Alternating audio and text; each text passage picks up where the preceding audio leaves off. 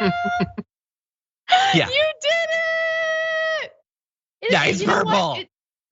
It's the right. Oh my God. Am I not merciful? I was about to say.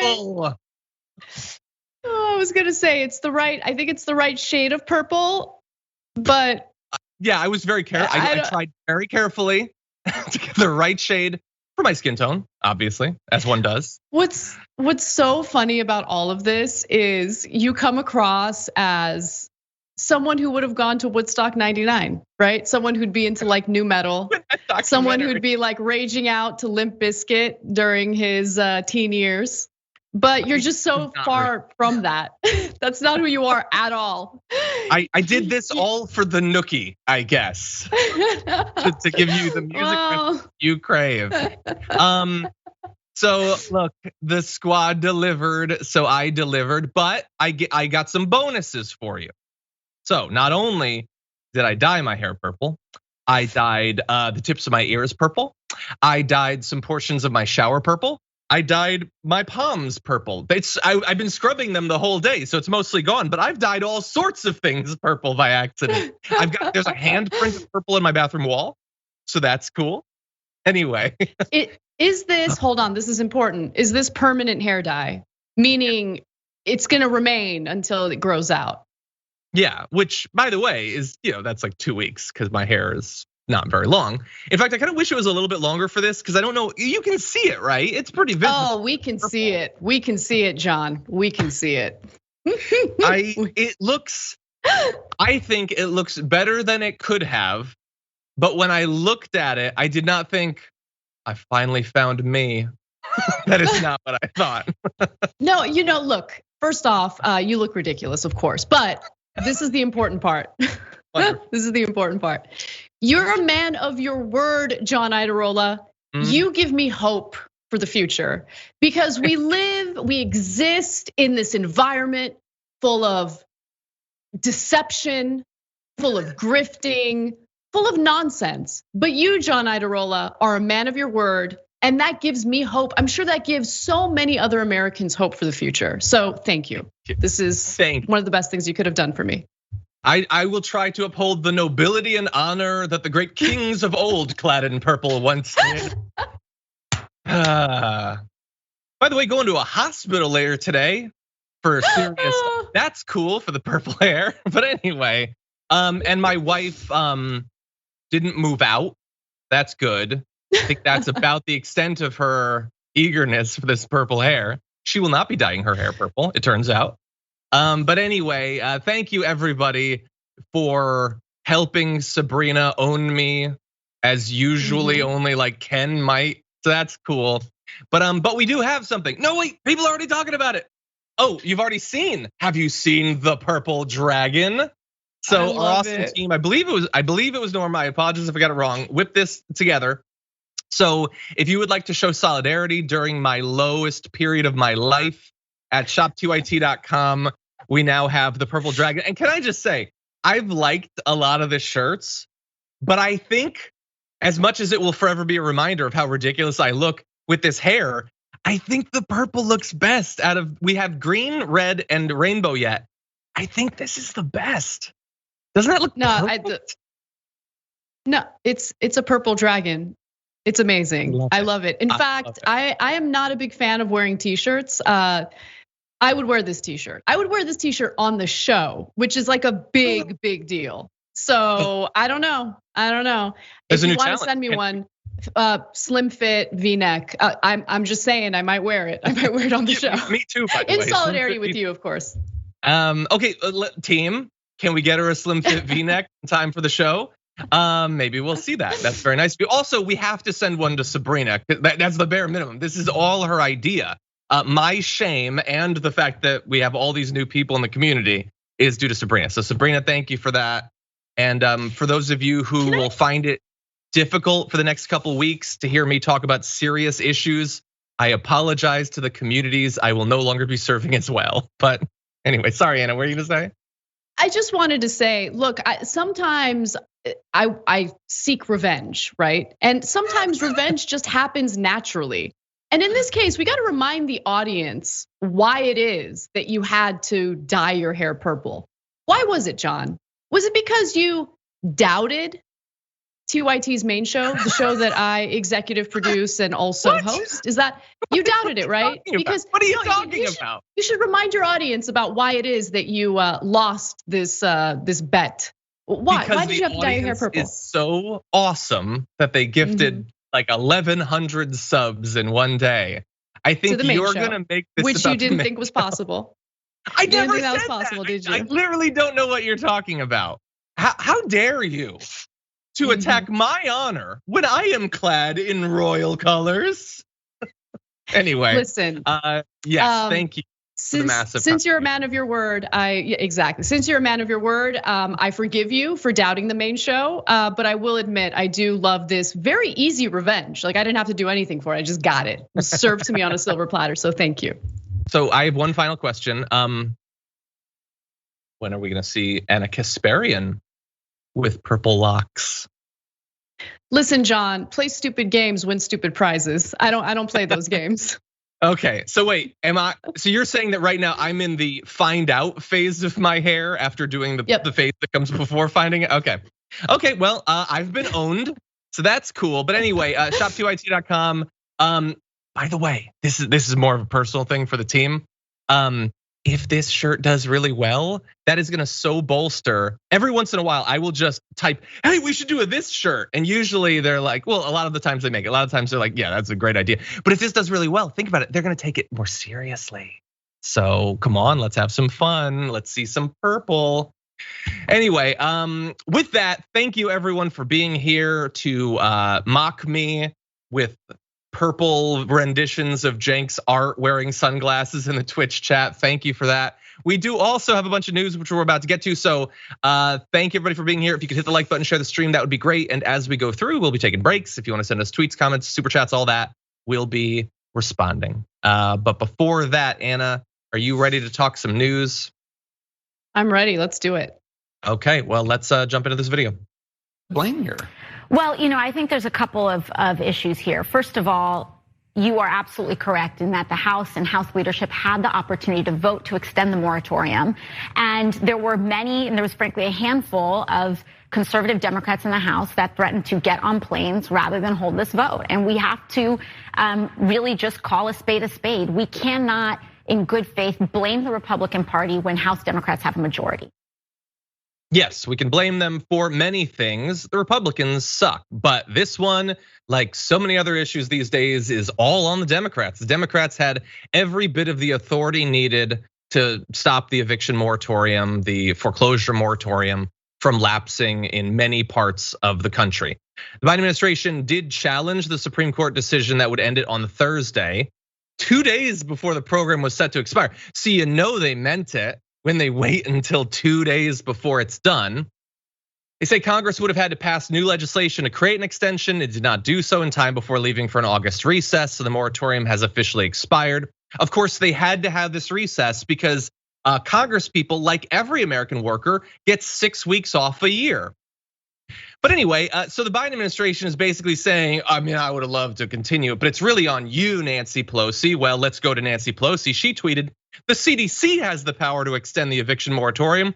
As they double down on masks, why wouldn't they extend the moratorium in light of the Delta variant? And I'm sure later today, the CDC will say, well, it was actually the Forest Service. They really should have done it. And then the Forest Service will say it's the Sheboygan Dog Catcher's Office which should have done it. Somebody do something. How about that? Because you didn't, and now it's done. And you can point fingers, but the issue is your finger pointing doesn't stop anyone and their family from being thrown out on the street, their lives being perhaps irreparably damaged by the experience that millions of Americans are probably in the process of undergoing, and more will with every passing day. We have a lot more on this, including some people who are trying to do the right thing. But Anna, what do you think? Well, I think that you're being a little unfair, John. You're being unfair to the Democratic Party. Because the fact of the matter is right now they're engaged in a very complex, complicated game of three-dimensional chess. They're thinking about the upcoming midterm elections and they realize that, the electorate, especially their base, absolutely loves it when they pass the buck, even as they control both the executive branch and Congress. Democratic voters love it. You love to see it. So watching Democratic lawmakers and the Democratic administration abandon the American people and decide to maybe do something in the final hour when it was nearly impossible to get anything done, that's leadership. That's the kind of leadership that Democratic voters have come to expect. I wish, so you joke there that they're thinking about the midterms or whatever, and maybe they are, but they're insane and not qualified. Right. They're not qualified to be coldly ambitious. They're not qualified to even boot morality, your political ideology, your obligation and responsibility to your voters, and just focus on staying in office. They can't even figure that part out. They stay there. I guess money is enough. I guess you don't need anything else, but they're definitely going to lose in the midterms. Like, and maybe this isn't even the best example, because one would imagine that most Americans would have a problem with throwing millions of people out on the street, but Americans are largely a cold, calculating people lacking in empathy. But on issue after issue, they're not even doing the easy, popular stuff that they could do, let alone the more difficult stuff that's needlessly controversial. This would be a slam dunk to show that when the American people needed help, they provided it in a way that the Republicans wouldn't. But now they are no better. And I don't care if it's Biden that made them no better, or Nancy Pelosi, or the CDC, or some undersecretary at the EPA. I don't care. You're not better. Yeah, I mean, look, what's really disheartening is you're watching, Democrats pass the buck when in reality, they know that they have tools in their toolbox that they can utilize in times of emergency, especially the executive branch. We're seeing another spike in coronavirus cases driven primarily from the Delta variant. It is an emergency. I mean, Florida now has over, or more than, I should say, 20,000 cases, new cases of coronavirus per day.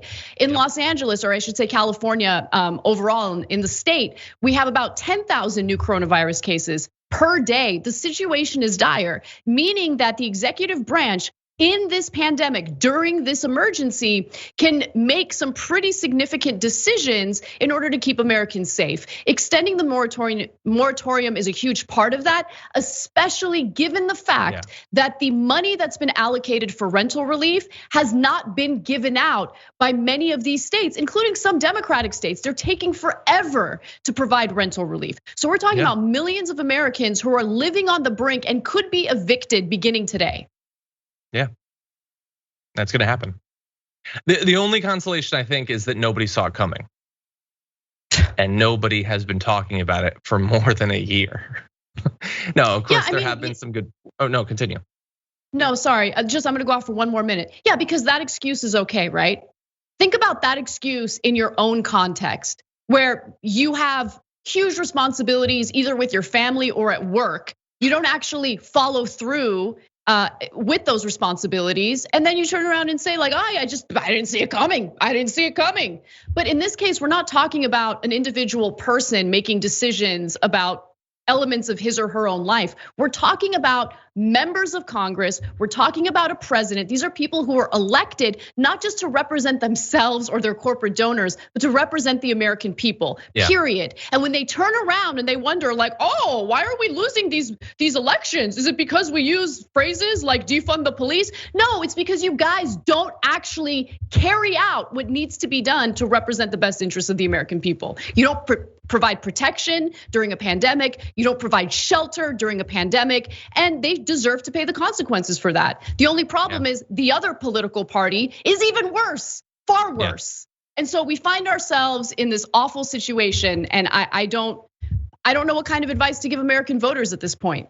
I mean, like if you're, how do you?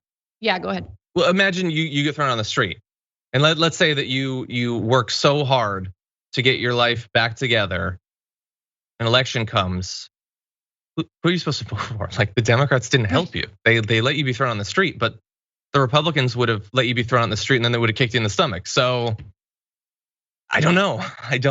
That is rough. But really fast, I do want to give credit to some who have been good on this issue, including, well, like we showed the video of AOC calling out the Democrats and making sure that people know that it's the Democrats. We need more of that. And she's been talking about this looming crisis for more than a year. Ilhan Omar has as well, other members of the squad.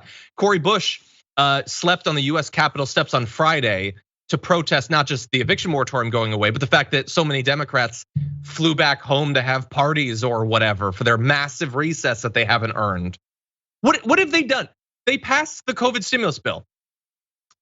And I think they did something that everybody agreed on was super obvious about hate crimes. And that was it. So you get 6 weeks off. 6 weeks off. There's nothing that needs to be done right now. The whole democracy bill and the infrastructure, we'll get back to it someday, maybe. Anyway, thank you, Cori Bush. By the way, before we go to our first break, I just wanted to say my hair thing sort of upset the normal flow of the show. Anna Kasparian, thank you for joining us on the show today. Everybody's super excited. People are coming in and they're like, hey, late to the show, it's Anna. I love that. Thank you Francesca couldn't be here and Anna's filling in even though she's one of the busiest people in this industry. So Anna, thank you. It is a pleasure, not just to do a show with you, that's always true, but to start a week with you, I love it. I love it too. Thank you for having me. Thank you. Okay, with that, we are gonna go to our first break though. When we come back, we're gonna be talking about COVID, diving into some of what Anna was talking about, these terrible numbers, maybe have a little debate over how we push people in the right direction after this.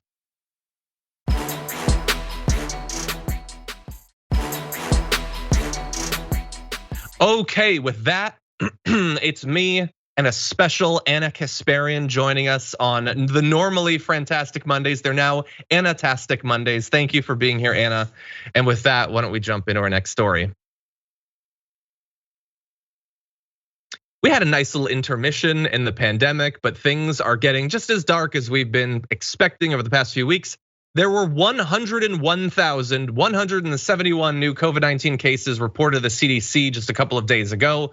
The last time the US saw over 100,000 cases reported in a single day was nearly 6 months ago on February 6th. We had gotten through the dark winter, cases were falling relatively precipitously, and we thought at the time, maybe vainly, that hey, we will never again reach these heights, but unfortunately we have. And some of the states that have been leading this are doing just as poorly as one might expect. Florida has broken its old COVID-19 hospitalization record, reporting over 10,200 people hospitalized with the virus on Sunday. The previous record was July 23rd, 2020. When we had no vaccines, we had barely nothing. Maybe we were starting to stock toilet paper at that point, but we have now passed, despite having over 50% of the population there vaccinated. That's how poorly we're doing. The state has its highest ever per capita COVID hospitalizations. It hit its all-time high for new cases with more than 21,000 recorded. And by the way, so let's go to this chart because I want to make sure that people understood this. I don't mean they're high since the dark winter. I don't mean they're high of 2021. It's the most cases they've ever had, even back when we barely had tests and had no vaccines. But despite this, Anna, I still don't know that people are gonna get how bad this is. That's right. Really, really bad. It's really bad. And the governor of Florida, Ron DeSantis, basically has just made wearing masks in public schools, voluntary. It's not a mandate.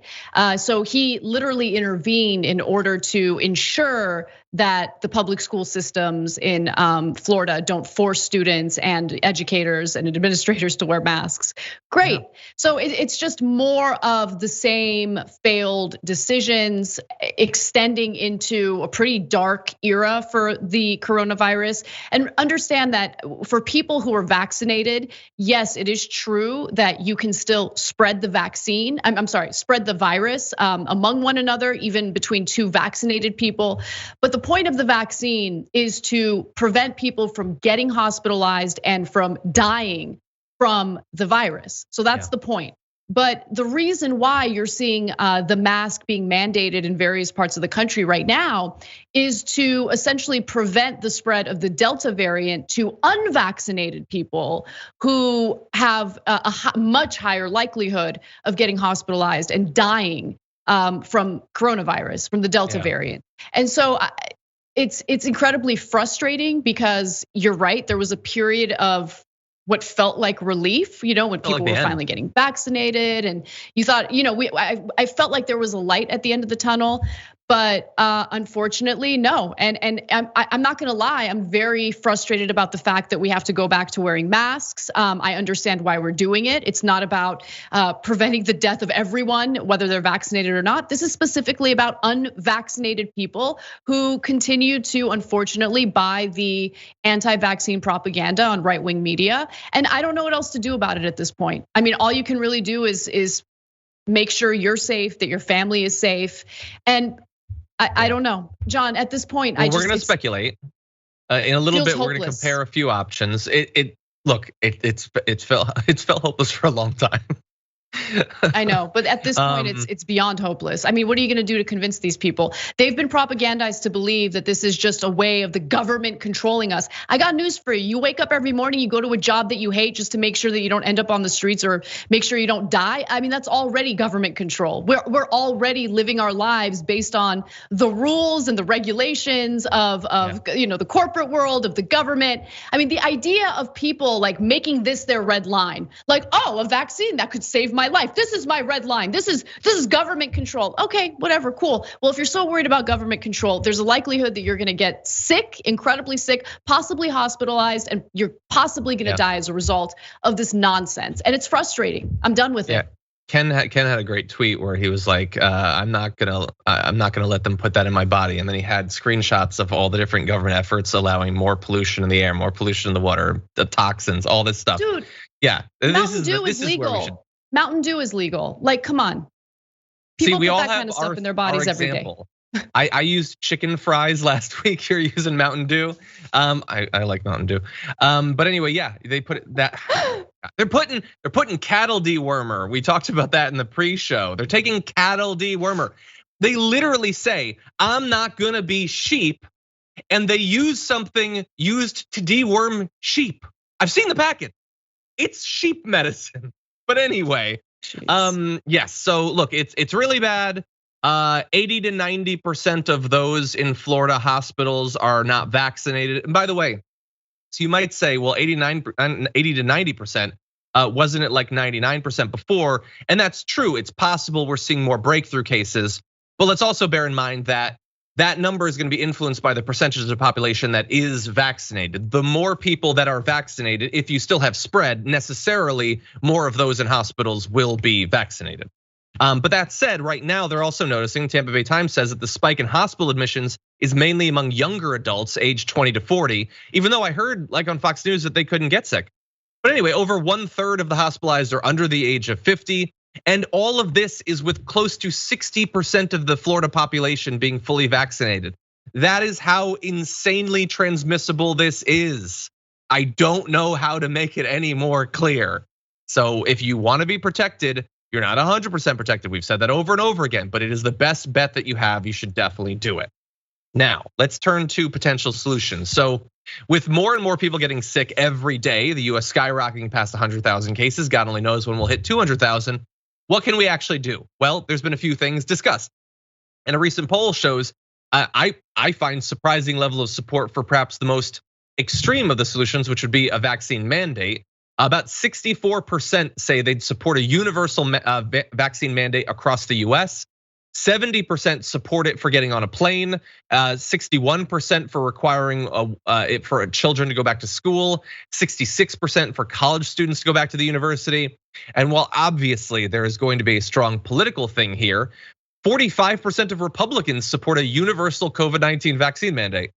Close to half of Republicans say across the board you should be required to get this.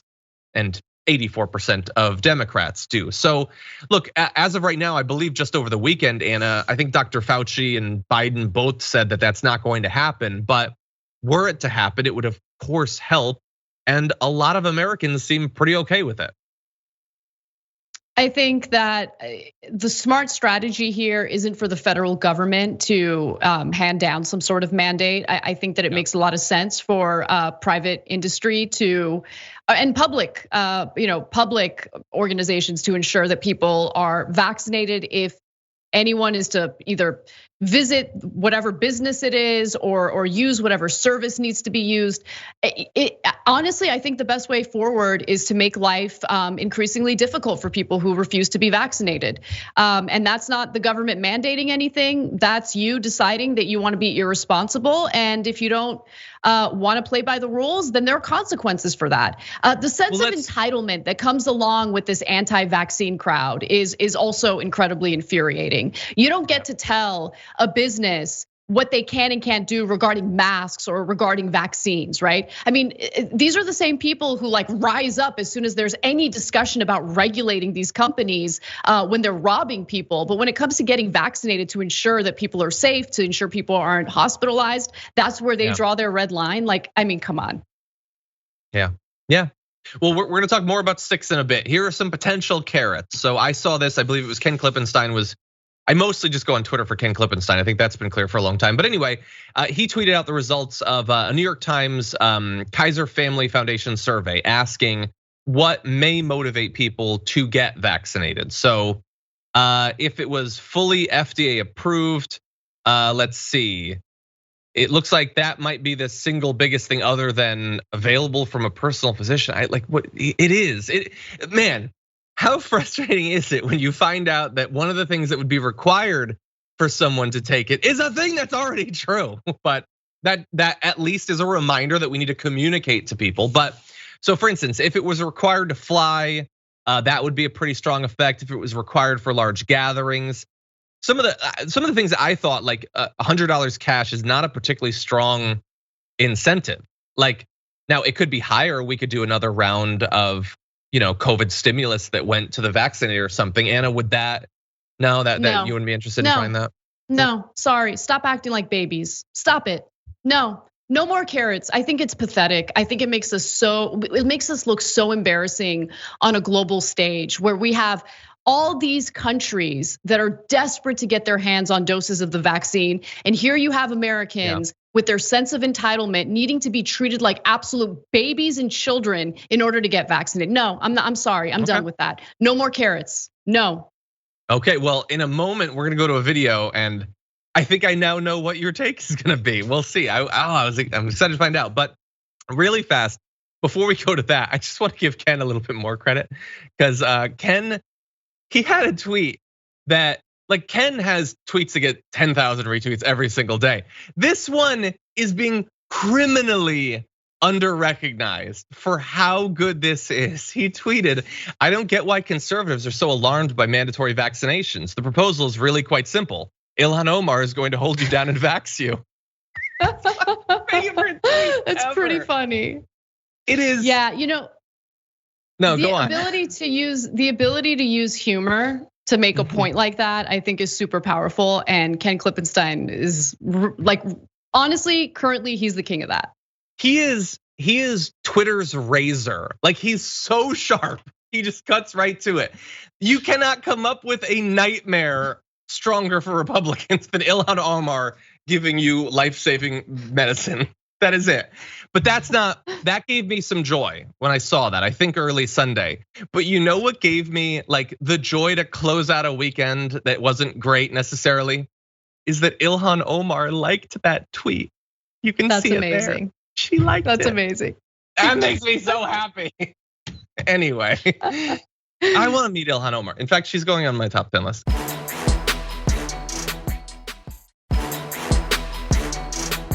Anyway, okay, so with that said, let's go to one more thing. We talked about the carrots, let's potentially talk about the sticks. Should we be shaming people who don't get vaccinated? Some really don't like it. Here, wait, hold. Here is Howard Kurtz. I knew from the moment that CNN's Don Lemon denounced unvaccinated Americans for their idiotic behavior that we were headed into a surge of anger against those who haven't gotten the shots. That's why I played it last Sunday. Then the New York Times did a major piece on rising resentment among the vaccinated, but I say that's driven by the pundits. If you're unvaccinated and you're going around without being tested, you are an arrogant, selfish SOB. With COVID cases surging, I'm worried, I'm frustrated, I'm all for persuading and cajoling more of the 90 million unprotected Americans to get the vaccine. Their reluctance isn't just about politics, and the CDC's incredibly muddled messaging on masks is making things worse. But I'll tell you this about the unvaccinated. Ripping them and ridiculing them, slamming and shaming them isn't going to work. It just ticks them off. And these piling on pundits ought to know better. The teleprompter just kills me. But anyway, so Anna, I think I know what you think about that, but you tell me. I think that, did we not just go through several years of literal adults moping around about participant trophies and how we need to baby children and we need to ensure that these kids, they get a little bit of that rough life, so they're not too soft by the time they're adults. These same people are like, don't shame me.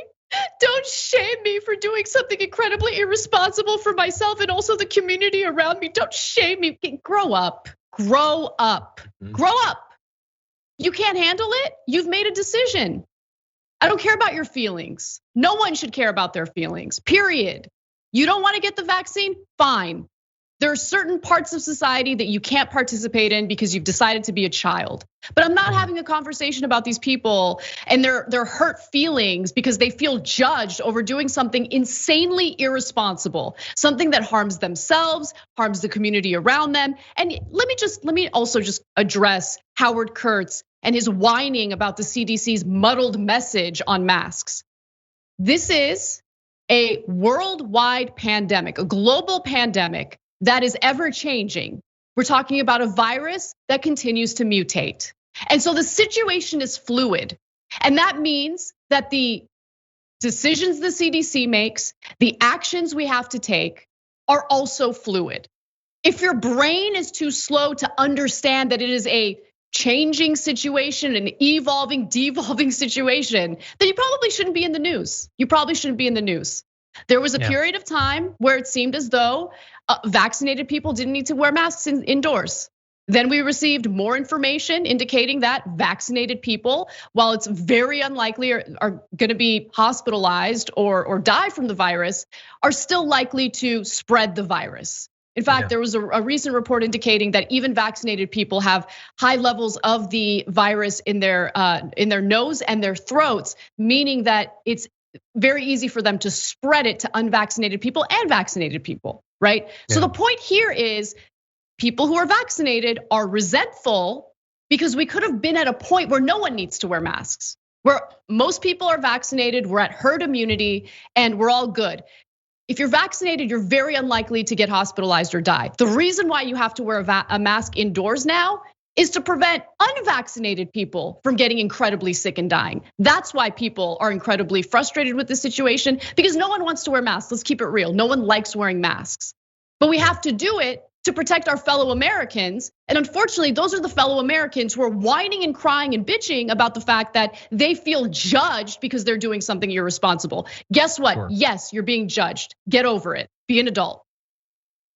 See, Anna, you were talking about not caring about their feelings. You know what doesn't care about their feelings? Facts. That's what I was told by conservatives. I heard about that. Yeah, no, you're totally right. Like your point about the participation trophy. Like, look, whether it's we can debate what's most persuasive, but the argument they're making now is 100% not compatible with how they've always acted about everything.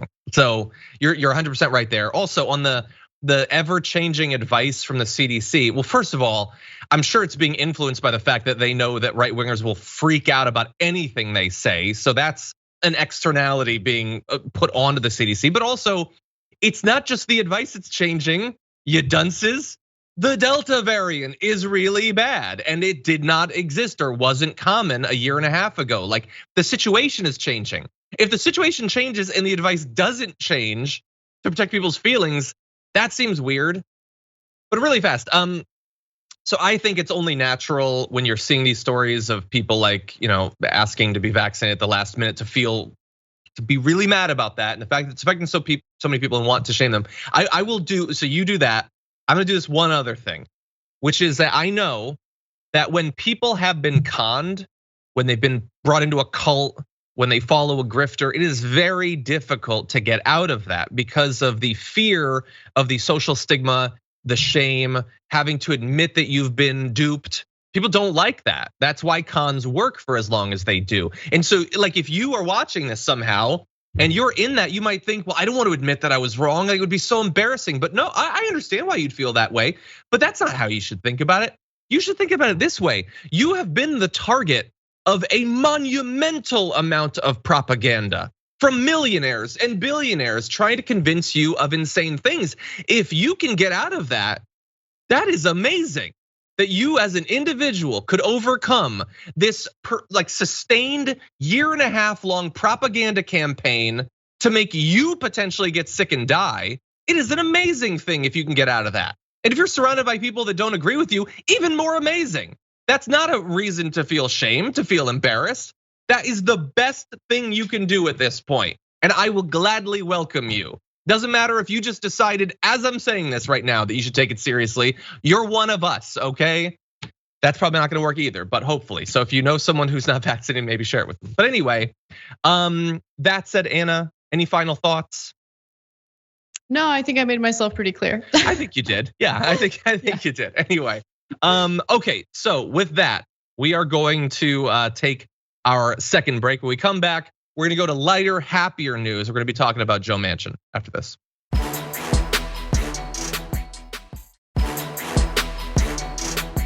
And thank you everybody for being here. I did want to let you know that after the show, of course, indisputably, we've got another show coming. It's indisputable with Dr. Rashad Ritchie, and his co-host shall be, I don't know, it doesn't say in my document, but it's a mystery to all of us. So tune in to Indisputable right after this show to find out. Oh, by the way, tomorrow, kind of a big deal. It's the primary for Nina Turner. So Cenk Uygur, Anna Kasparian, and Dr. Rashad Ritchie will be doing live coverage of Ohio's 11th congressional district race. You can tune in live at 8 p.m. Eastern time, 5 p.m. Pacific time on tyt.com/live, YouTube, Facebook, and Twitch. It's gonna be awesome.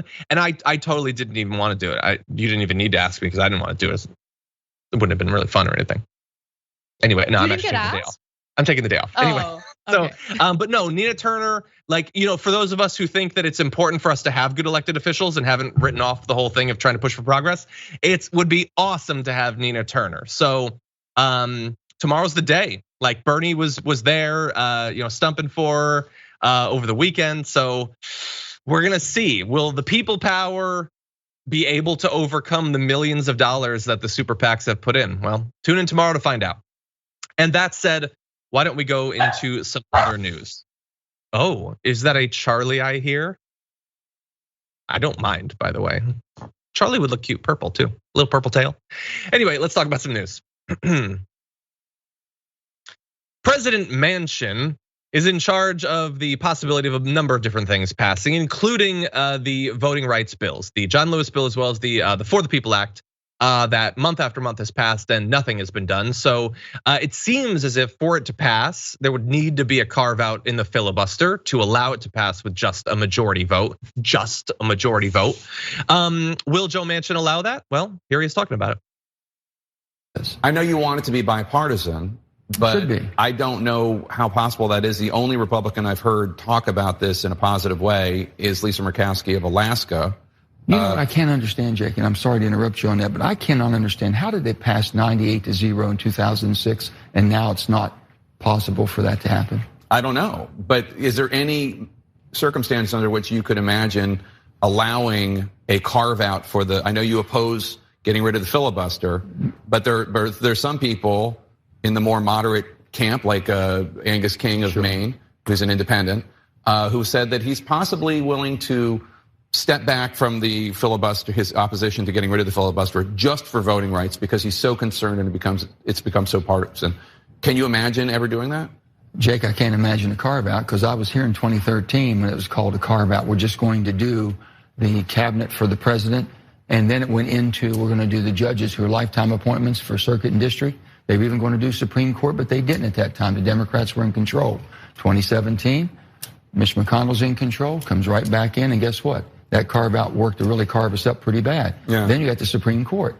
Okay, so there's no stopping it. And if we don't put this place back in order, you get rid of the filibuster, which makes us work together. Okay, so I have a lot of thoughts there, but Anna, you're the guest. I'll allow you to go first. What do you think? We're talking about an incredibly important piece of legislation that helps to not just reform our elections, but to protect our democratic system, to protect our ability to vote, and to also, by the way, if we're having a conversation about the For the People Act, as opposed to just the Voting Rights Act that Manchin is advocating for, would actually address the issues of legalized bribery in the country as well. So this is not a discussion about some small piece of legislation. This is really about the future of the country and Americans' ability to participate in our electoral system. And for him to make an argument about like, oh, but the carve out, turns out that Republicans are much stronger than us and they know how to get what they want, and we're afraid of that happening again. So no, that's not really an argument. I don't see it as a valid argument. If anything, Manchin is essentially putting himself in the Democratic Party in a position of weakness and failure on behalf of Republicans in order to prevent the carve out that's necessary for this legislation, this important legislation to pass. And when you're leading from a place of weakness like that, you don't deserve to be a US senator. You just don't. He really doesn't. Yeah, I mean, that's only the latest reason he doesn't deserve to be one, but you're totally right. So two things I want to say about that. The first is he asks Jake Tapper the question, well, how is it that in 2006 we had 98 votes and now we can't? Stop asking rhetorical questions rather than answering them. I wish that I could ban people from asking rhetorical questions. You're a US senator. How is it that it supposedly would have gotten so much more support 15 years ago? Is it possible that the Republicans have gone, I almost swore, badass crazy? Is that possible? No, really, I want you to answer a question. I want you to answer that question in a way that does not obviously hint that we need to change the filibuster. Because if you think it was something that can be reversed, make that case. He never does. He just says, oh, it should be bipartisan. Okay, yeah, that would be nice. It's not going to. It's not going to be bipartisan. They're never going to pass it. You're never going to get 2, 3 Republicans, let alone the 10 you would need to pass it. So stop acting like a baby or acting like you think we are babies. And let's be serious about this because you have surrendered on this topic. And he talks about the carve outs.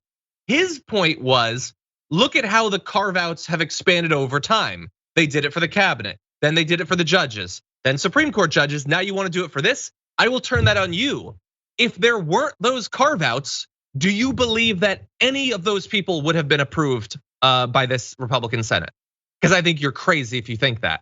He wouldn't have a cabinet, he wouldn't have any judges. The only reason any of that was done was because of the carve outs, which doesn't hint that we need less carve outs. It implies that it is the only solution to our problems because you're not gonna get that bill without the carve outs. The only reason we can even have a probably pointless argument about infrastructure, which we're gonna have in a few minutes, is because that can go via reconciliation.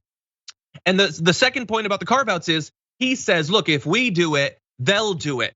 I really don't think that that's the case because you carve out areas to pass without the filibuster if you have things you actually want to pass. And the Republicans don't.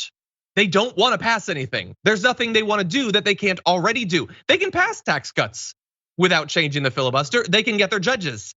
Those are the only things they want. There's nothing else that they want to pass. The Supreme Court will give them all the social wins they want. They don't need to pass legislation. So he is wrong in like literally every way, Anna. But the problem is that we just keep fact checking, answering his arguments, trying to persuade people, but he's not able to be persuaded because he's not thinking about this. He's looking at donations and acting accordingly.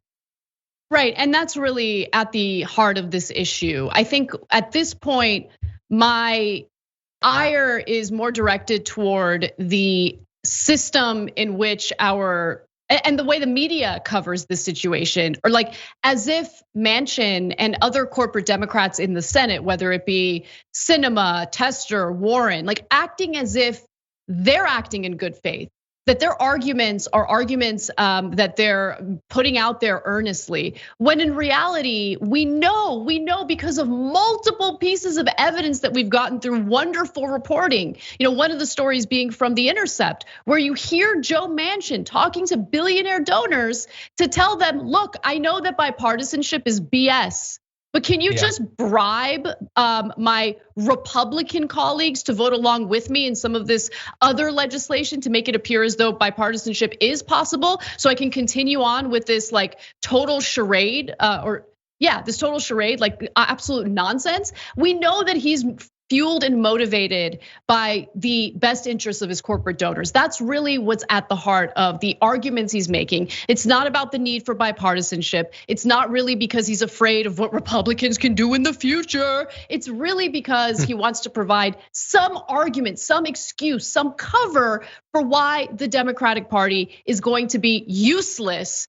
during this incredibly important time. That's what this is about. He's looking out for his corporate donors, period. He's not being a good faith actor here. I agree. I think you're right.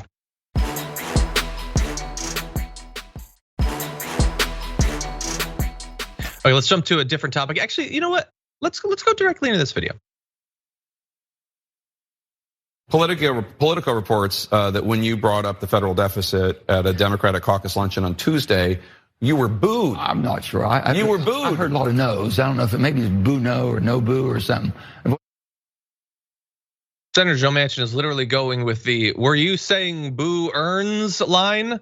No, they were not saying boo earns. They were booing you because now, as we're getting closer to supposedly going through this reconciliation thing, well, the deficit, Anna, the debt, think of the debt. We can't do anything. We can't deliver on our promises. And I don't even mean like Biden's promises.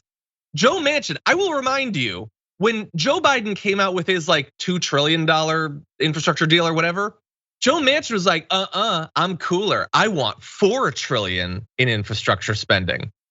He never meant it, pretending you want more infrastructure. You've been trying to stop it every step of the way. But now he's very worried about debt. And more importantly, he is saying that we've got this bipartisan bill. It's totally awesome. Can't make any promises about the reconciliation one though. And so I want to go to Representative Alexandria Ocasio-Cortez, who was asked about this. What happens if they don't pass a robust reconciliation bill? We have to hold on to that. We have to hold on to that bargain. If there is not a reconciliation bill in the House, and if the Senate does not pass the reconciliation bill, we will uphold our end of the bargain and not pass the bipartisan bill until we get all of these investments in. And I want to be clear that the investments in the bipartisan bill are not all, candy land. There are some of these quote unquote pay-fors that are very alarming that we need to see the language on. For example, some of the language around privatizing public infrastructure, putting toll roads, leasing public infrastructure to private entities are very concerning and should be concerning to every American. So we really need to see that language and see what's put in there until it reaches, when it reaches the House. Bipartisan doesn't always mean that it's in the interest of the public good, frankly. Sometimes there's a lot of corporate lobbyist giveaways in some of these bills. Sometime, like in the bipartisan one right now. So Anna, she's saying we have enough people, we can tank this. He's saying he cannot promise that the reconciliation bill will pass, which from him seems like I will definitely kill it. And she says, in that case, we're not getting either. What do you think is gonna happen? I think this is a fascinating game of chicken, and the Democrats, the progressive Democrats in the House should absolutely carry out the threats that AOC mentioned in that interview with Jake Tapper. Because so far, the person who has won the game of chicken has been Joe Manchin. Joe Manchin is the one who managed to get all sorts of concessions on behalf of the Republican Party in the final coronavirus relief bill during the Biden administration. And guess what? He did that in the name of bipartisanship. And how many Republicans voted for it? Zero. We know what Manchin's doing here. He's looking out for his corporate donors. And what AOC mentioned there in regards to privatizing public infrastructure is a real concern. Yeah. You're 100% right. Unfortunately, we are out of time. I really wish we could talk more about this, but we of course will as we get closer to that reconciliation bill. So anyway, everybody watching on the linear platform, thank you so much for watching. For those of you on Twitch or on YouTube, we do have a lot more news. We're gonna take a short break, but we'll be back on the other side of this.